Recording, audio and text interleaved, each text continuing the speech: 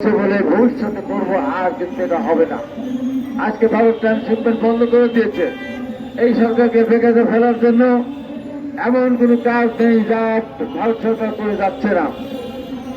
এই 5ই আগস্টের পর থেকে ভারতের প্রতিটি কর্মকাণ্ড শুধু বাংলাদেশের বিরুদ্ধে, বাংলাদেশের মানুষের বিরুদ্ধে। ভারত একটি দলের সাথে সম্পর্ক রাখতে চায়, বাংলাদেশের সরকারের সাথে রাখতে চায় না, বাংলার জনগণের সাথে রাখতে চায় না। আমরা কি ভাবতাম? আমরা দীর্ঘদিন ভাবতাম ক্ষমতা আসতে হলে ভারতকে রাখবে, ভারত ছাড়া ক্ষমতা আসা যাবে না।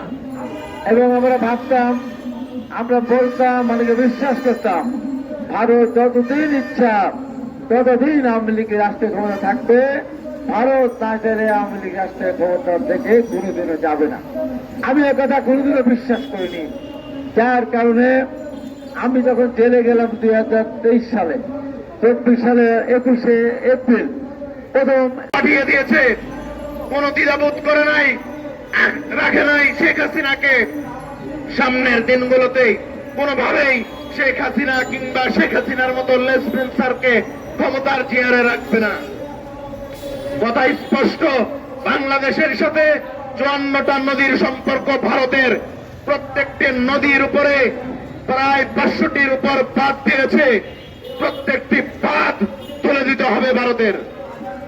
তিস্তা মহাপ্রকল্প বাস্তবায়ন করতে হবে ভারতকে।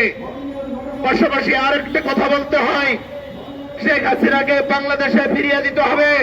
24-এর গণঅভ্যুত্থানের গণহত্যা এবং পিডিআর হত্যা, হেফাজতের হত্যাকাণ্ডের প্রত্যেকটি বিচার শেখ হাসিনার উপর কার্যকর হবে।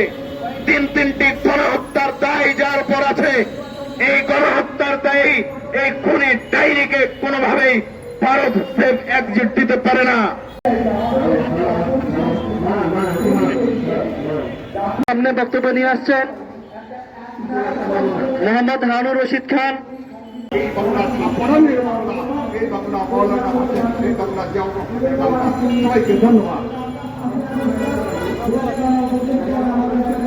ধন্যবাদ।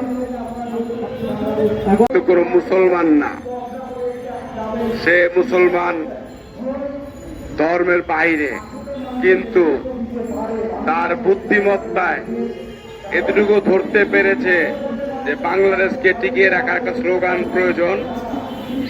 সেই স্লোগান হলো হিন্দুত্ববাদের বিরুদ্ধে নারায়ে তাকবীর, আল্লাহু আকবার।